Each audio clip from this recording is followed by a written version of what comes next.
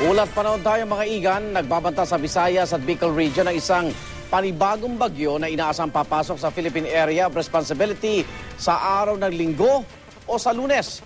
Ito ang tropical storm na may international name na BOPA.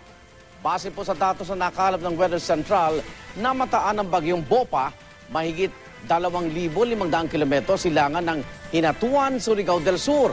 Taglay nito, lakas ng hangin aabot sa 73 kilometro bawat oras at bugsong 120 kilometro bawat oras. Kumikilos ito pakanluran sa bilis na 15 kilometro bawat oras.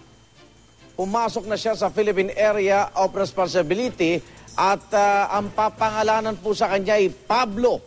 Habang nasa Pacific Ocean, ay posible itong lumakas at maging isang typhoon. Pinangangambahang maglalandfall ang bagyo sa Eastern Visayas at tatawid sa Bicol Region. At sa ngayon po, malayo pa ito para makaapekto sa ating lagay ng panahon. Pero asahan ang kalat-kalat na pag-uulan sa Mindanao, dulot naman ng Intertropical Convergence Zone.